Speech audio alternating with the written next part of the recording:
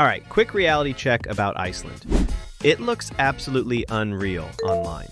Waterfalls, geysers, volcanic landscapes, and other epic stuff. But once you're actually there, you realize something pretty fast. These places aren't just around the corner. They're spread out across this huge open landscape. And figuring out how to connect them all in one day, that's where things get tricky. Because if you try to plan it yourself, you're dealing with routes, timing, weather, parking, and somehow still hoping you don't miss something important. So instead of turning it into a full logistics mission, what if you could just follow a route that's already perfectly mapped out, stop by stop? That's exactly what the Golden Circle Iceland tour does. And honestly, it's one of the easiest ways to see the best of Iceland without overthinking everything. If you want to check out this exact route, I've left a link to the tour in the description below. The moment you leave Reykjavik, everything starts to shift. The city fades away, and suddenly it's just open land, lava fields, and that quiet Icelandic atmosphere. And our first stop is Hveragurdi.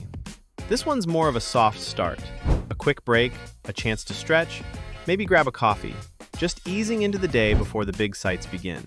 It's short, but it actually makes the whole experience feel more relaxed right from the start. Next, we have Kerud Crater. And this is where things start to get visually interesting. You're standing on the edge of a volcanic crater, looking down at this deep blue lake surrounded by red rock. You can walk around the rim, take photos from different angles, or head down closer to the water. What I really like here is how different it feels compared to everything else.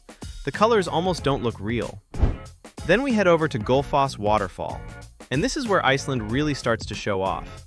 You walk up and suddenly there's this massive waterfall crashing down into a canyon right in front of you. You can get surprisingly close enough to feel the mist, hear the power, and actually feel the energy of the place. On a clear day, you'll even catch rainbows forming in the spray. It's loud, raw, and honestly one of those moments that sticks with you. After that, we arrive at Geyser Geothermal Area. And this place feels alive. Steam rising from the ground, bubbling pools all around. And then, out of nowhere, a geyser erupts. It happens every few minutes, so you're not just standing there waiting. This is also where you'll usually take a longer stop. Grab lunch, walk around, and just take it all in. And finally, we make our way to Thingvellir National Park. This one feels like the perfect ending. You're walking through a massive rift valley, literally between two tectonic plates, North America and Europe. There are paths you can follow, viewpoints to stop at, and a kind of stillness that makes everything slow down a bit. What I like the most is how calm it feels. It doesn't feel like a rushed final stop. It feels like a proper finish to the whole journey.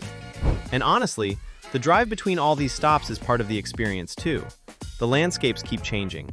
Lava fields, hills, rivers, and it never really feels repetitive. Another thing that really makes this work is having a live guide with you the whole time. They're not just pointing at things, they're explaining what you're seeing, sharing stories, and adding context that actually makes each stop more meaningful. I really like that. It turns the whole day into one connected experience. And yeah, it's just easy. No worrying about directions, weather, or trying to figure out how to fit everything into one day. You just sit back, enjoy the views, and let it all unfold. At the end of the day, Iceland isn't just about seeing these places. It's about how smooth the whole experience feels when everything is already taken care of. And this route, from that first stop to the final walk through Thingvellir, just flows naturally. If you want to try it for yourself, check the link in the description for all the details. And tell me this, would you plan all of this yourself, or just sit back and enjoy the ride? Catch you in the next one.